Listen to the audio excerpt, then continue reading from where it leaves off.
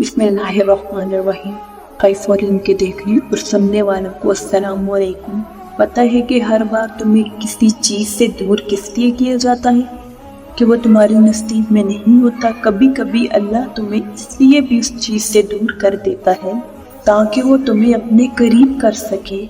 इस चीज़ के लिए जो तुम्हारी तड़प है वो तुम्हें अल्लाह के करीब करती है, और जब तुम अल्लाह के इतने करीब हो जाते हो कि अल्लाह के बगैर और अल्लाह से बातें किए बगैर नहीं रह पाते हो, तो अल्लाह तुम्हें वो चीज़ भी दे देता है जिसकी तड़प में तुम अपने रब को पहचान लेते हो।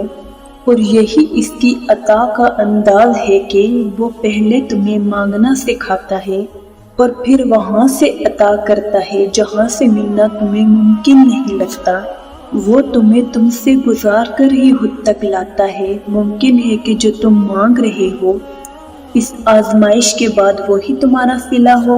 यकीन रखो कि जिसने मुकद्दर लिखा है बहुत ही रहीम है वो रब। अपनी रज़ा में खुश होने वालों की रज़ा को कभी रद्द नहीं करता। और फिर मैं कह रही हूँ ये बात कि अल्लाह से कुछ भी नहीं छुपा हुआ, ना तुम्हारी खुशी और ना तुम्हारी तकलीफ। अंधा यकीन कर लो इस ज़ात पर, अल्लाह ने सिर्फ एक गुण कहना है, तुम्हारी सारी दुआएं कबूल हो जाएंगी। तुम बस इस वक्त तक सब्र करो और यकीन को बनाए रखना।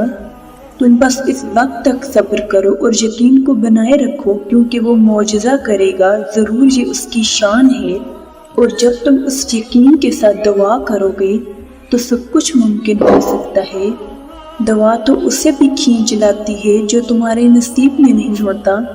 दुआ तो ला हासिल को भी हासिल बना सकती है। दुआ तो लहरों खुशियाँ लाती है।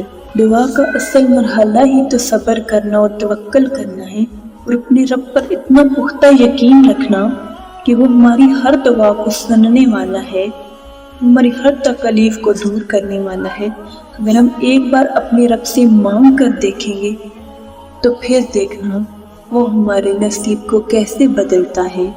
उम्मीद है कि आपको हमारी आज की वीडियो पसंद आई होगी।